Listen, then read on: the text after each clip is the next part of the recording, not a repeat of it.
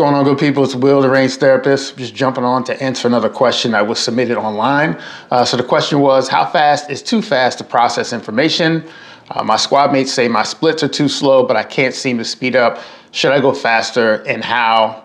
I guess it mentions that they're on a budget, and they mostly dry fire with one match per month. Now they're asking about competition, but the answer is about shooting. It really doesn't have anything to do with competition. So the answer about shooting really can be applied to competition, self-defense, anything in between. So the first part of the question is, how fast is too fast to process information? So when shooting for score or self-defense, anything in between, the visual component is incredibly important. So we don't want to outrun our headlights. So basically we can't shoot or shouldn't shoot faster than we can process information, whether that's visual input that the gun is providing, maybe even some physical input if something's happening with your grip or anything else. So we want to make sure we're taking in all that information, processing, and then responding accordingly. We do not want to get in a situation where we're just predetermining how we're going to shoot something, regardless of what the target is, because that usually doesn't end up with a great result. Definitely doesn't end up with the result that is repeatable and or predictable, which is what we definitely want. How fast you can do that is going to be determined by your practice sessions. So you won't know how fast you can attack a particular target at a given distance unless you have shot that particular target at a given distance, because otherwise you're just experimenting at that point. So during your range sessions, which is why they're so important to actually practice, you'll figure out what you can get away with, AKA what is good enough. Because we're really just looking for good enough, unless you're like in a precision sport. That's completely different. Outside of that, for self-defense and competition, I'm talking about USPSA style shooting, IPSC, that kind of stuff. Good enough is all we want. Self-defense, good enough is all we want. You don't need to put all your rounds in the threat in the same hole. You want them in a general area, but not in the same hole, because you want to create damage each time you hit your attacker or threat. So we want good enough, not precision.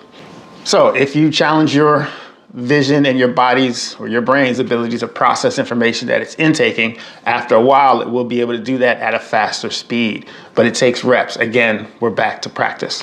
So as you do that more, your body will start to adjust and see faster and process faster. The next part of the question, they ask about their splits. They say that their squad mates, which if you don't shoot competition, it's basically the people that he shoots with in that particular group.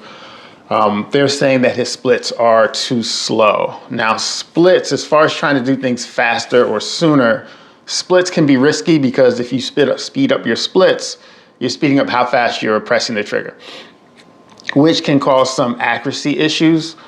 Typically people will tell you that unless your splits are just ridiculously slow, then you don't want to chase split times.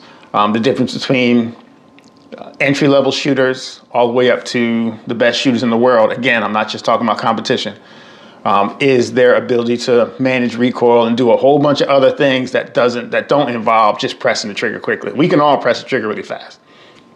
So that's not really a skill that needs to be developed in itself as far as the speed of the trigger. We can all press the trigger quickly. The difference is going to be all the other things that can cause you to shoot faster without pressing the trigger faster. I do have a video, I think it's called How to Shoot Faster Without Pressing the Trigger Faster. And I went through maybe about 3 different ways that you can speed up your shot time without actually pressing the trigger faster. So there's other areas that you can eliminate time that will speed you up without pressing the trigger faster. Your transitions, your entries, your entries and exits, things like that will probably yield better stage times, a lot of time off your stages, faster than chasing, a 1/10 of a second here or, 500ths on this side.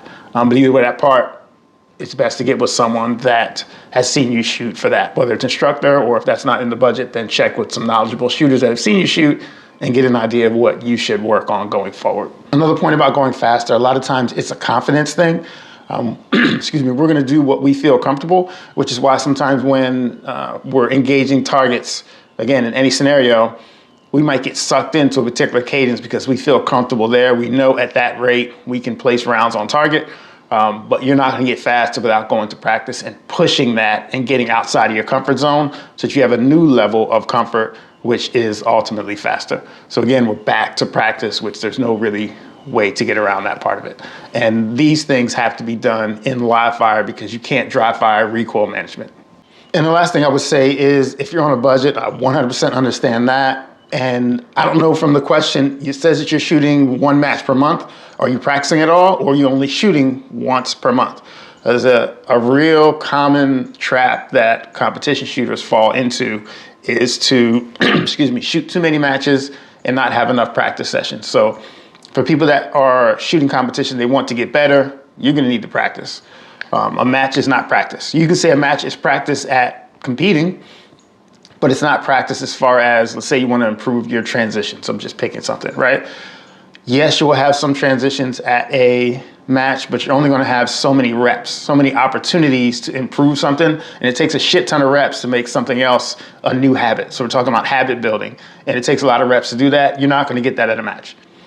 You're only going to spend, you're at a match for maybe 2 to 3 hours, depending on the match. But you're only shooting for what, maybe 2 minutes, maybe less, depending on how, the types of stages and the type of shooter you are.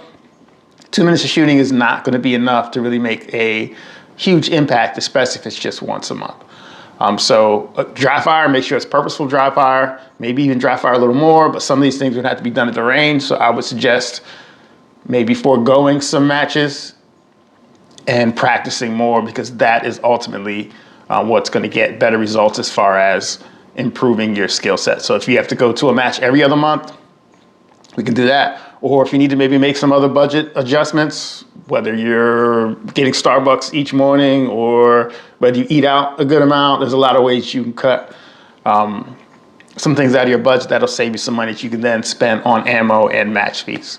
But either way, I know it's a long one. I can't get too deep because I haven't seen you shoot, so I don't know exactly what I can recommend, and without seeing you, there's no way I can do that. But either way, if you have any questions or anyone else has a question that they would like answered, go ahead and post your comment below and I'll do my best to get to it. Y'all be safe.